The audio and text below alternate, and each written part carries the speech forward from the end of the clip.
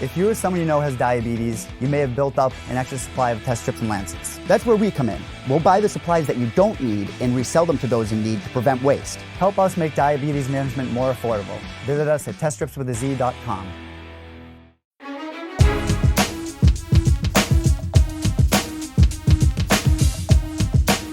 All right, we have Nate Andrews joining us on the show. He'll be back in action this coming Thursday night. He will take on Rashid Magomedov at PFL 5. Nate, how are you? Good. I'm great, man. Great. How are you?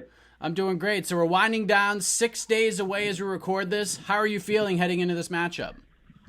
I feel great. I'm in great shape. I had a great training camp and ready to rock and roll. Ready to get back to business, get ready, to get back to my winning ways. Back in May, you took on Chris Wade. It didn't go your way, but I thought you fought really well. You had a strong showing despite losing the decision. I know, being a New England guy myself, the New England MMA community was very supportive and very impressed with your showing in that fight. So going back and being in that fight, watching it back after the fact, how did you feel about that performance? I felt like I fought a great fight. I defended, a lot of takedowns. I landed more of the striking, and on the ground I was more active on the ground with the striking and submission. But when he did get the takedowns and when he did get me up against the fence,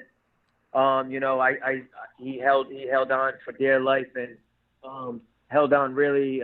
He held on tight to try to get that lay and pray win, and it went his way. That was the first time you suffered a loss in your MMA career in almost 5 years. You had finished 9 straight opponents prior to that fight with Chris. It's been a while since you've had to deal with a loss. How did you deal with that, and was it kind of a strange feeling for you? No, we're in the game where I've been fortunate to be on a long winning streak, but we're in a sport where at any given moment anything could happen. So, I suffered my first loss, and I went on a winning streak. So, I just had this one. I lost this one, which was a tough decision. And I'm looking to get back on my winning ways. What did you take away from that fight with Chris as we move forward in the season? Of course, you hear guys like John Kavanaugh and other coaches in the game that say you either win or you learn. And obviously you take something away from every fight, winning or losing. What did you take away from that fight back in May? I took from there that my wrestling defense is really good against high level wrestlers. And when it comes to like a strong guy like Chris Wade, like I hold my own really good. And I just realized, I can't get comfortable just defending takedowns, staying on the fence. I gotta work my way off. So don't just defend. I gotta get off the fence too, and where I can create that space to get back to striking. So, I learned a lot and some key points and things that I need to capitalize on in my next fight. And now you get Magomedov on Thursday. He made the playoffs last season for the PFL. He made it all the way to the championship fight and lost in that one. And the road is certainly not an easy one for you, but I imagine that's how you prefer it at the end of the day. How do you like this matchup with Magomedov? I like it. He's a well-rounded fighter. He's been in the game for a while. He's a veteran.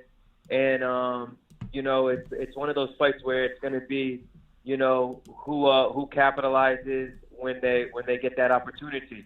He's like I said, he's well-rounded and he's so and so am I. So it's going to be one of those fights where it's going to be, a chess match, and whoever can capitalize on someone's mistake first is going to be the one that walks away with their hand raised. And I plan on that being me. Fighters tell me all the time that every fight, no matter when it is against, it doesn't matter who it's against, every fight is a must-win fight. And coming off the loss against Chris, this one probably brings some truth to that considering the format of this particular season, what the PFL does. Do you feel any extra pressure here knowing that a potential playoff spot is on the line with this fight? No, I'm taking this fight one fight at a time. Try not to look past any opponent or look to, I got to do this to be here. It's like, no, first things first is take care of business right here, and then I win that fight. Then what's next? If I start trying to look to the future and overlook my opponent that I have coming up, then you know what I mean. That gives leeway and space for me to make mistakes, and I'm not looking to do that. When you look at the matchup stylistically, where do you see your biggest advantage in this fight? Like, what won't he be able to keep up with or have an answer for on Thursday night? I feel like if I capitalize on using my reach and my length, I feel like I'll be able to land strikes from the outside and keep my distance. So he's a very good kickboxer, but so am I, and I got the reach. So if he plans to keep it striking, I feel like I have that advantage when it comes to the striking. How do you see this all playing out at PFL 5 in Atlantic City? When you close your eyes, you visualize this fight, whenever you have the opportunity to think about it, what are the headlines going to read at the end of the fight? I feel like the headlines are going to read that, Nate the Snake comes back with a big win and moves on to the playoff.